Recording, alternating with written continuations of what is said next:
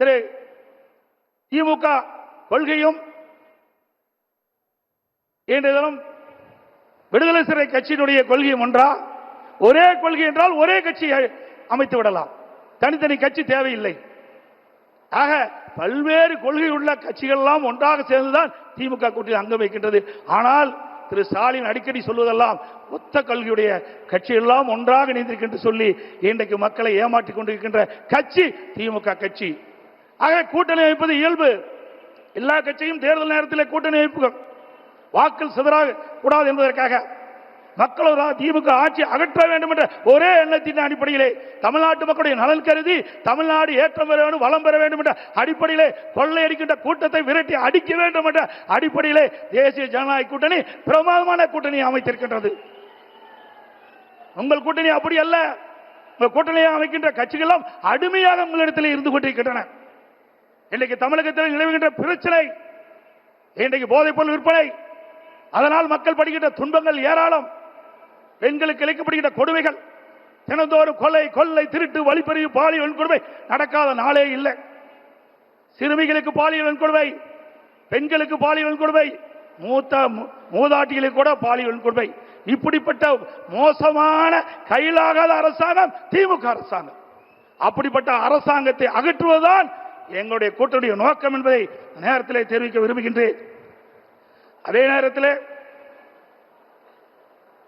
இன்றைக்கு திராவிட முன்னேற்ற கழகம் என்று சொன்னால் அது குடும்ப கட்சி, அது ஒரு கார்ப்பரேட் கம்பெனி, அது கட்சி அல்ல.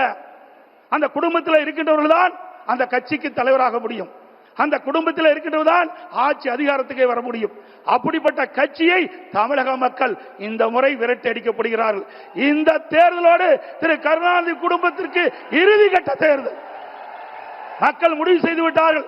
தமிழகம் முழுவதும் ஒரே குரல், திமுக ஆட்சி அகற்றப்படுகின்ற ஒரே குரல் இன்னைக்கு ஒலித்துக் கொண்டிருக்கிறது. ஆக இப்படிப்பட்ட ஆட்சி தமிழகத்திலே அகற்றப்பட வேண்டும் என்று மக்களுடைய எண்ணம்.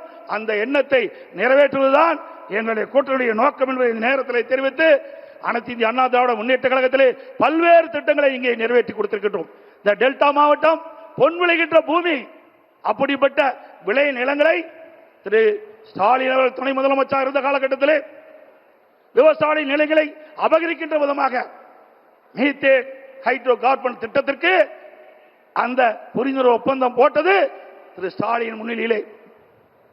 விவசாயிகள் பாதிக்கப்படக்கூடாது என்பதற்காக அம்மாவுடைய அரசாங்கம் விவசாய கோரிக்கை ஏற்று மத்திய அரசோடு தொடர்பு கொண்டு அந்த விளைநிலங்களை பாதுகாக்கின்ற விதமாக பாதுகாக்கப்பட்ட வேளாண் மண்டலத்தை கொண்டு வந்து விவசாயிகளை பாதுகாத்த அரசாங்கம் அண்ணா திமுக அரசாங்கம்.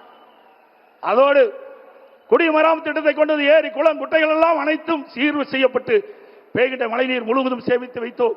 அங்கங்கே தடுப்பணைகள் கட்டப்பட்டோம். ஆதனூர், குமாரமங்கலம், நஞ்சை போலே தடுப்பணை கட்டப்பட்டது, முக்கம்பிலே தடுப்பணை கட்டப்பட்டது. அதே போல காவிரி குண்டாறு அற்புதமான திட்டம்.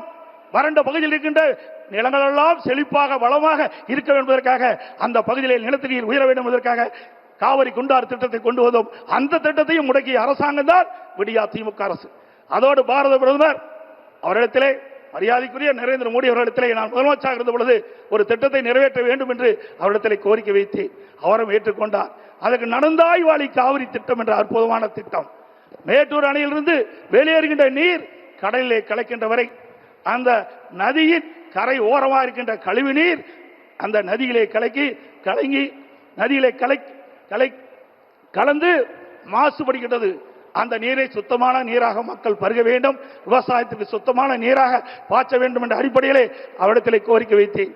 அவரும் ஏற்றுக்கொண்டு அன்றைய தினம் 2 அவைகள் கூட்டுக்குழு கூட்டத்திலே மேதகு குடியரசுத் தலைவர் உரையிலே இடம்பெற செய்து 2024ஆம் ஆண்டு அதற்கு வடிவம் கொடுத்தார் பாரத பிரதமர் அவர்கள். அவருக்கு நன்றியை இந்த நேரத்தில் தெரிவித்துக் கொள்கிறேன். சுமார் 11,250 கோடி நடந்தாய் வாழி காவிரி திட்டத்திற்கு மத்திய அரசு அனுமதி கொடுத்தது 2024ஆம் ஆண்டு கொள்கை விளக்க குறிப்பிலே இடம்பெற்றிருக்கிறது தமிழ்நாடு அரசிலே. ஆனால் இதுவரை அதை நிறைவேற்றப்படவில்லை. அது அனைத்து இந்திய அண்ணா திராவிட முன்னேற்ற கழக ஆட்சியிலே கொண்டு வரப்பட்ட திட்டம், மத்திய அரசு அனுமதிக்கப்பட்ட திட்டம் என்ற ஒரே காரணத்திற்காக இன்று தினம் முடக்கி வைத்திருக்கின்றார்கள். மீண்டும் உங்களுடைய பேர் ஆதரவால் நம்முடைய கூட்டணி அதிக இடங்களிலே வெற்றி பெற்று அண்ணா திராவிட ஆட்சி அமைக்கும்.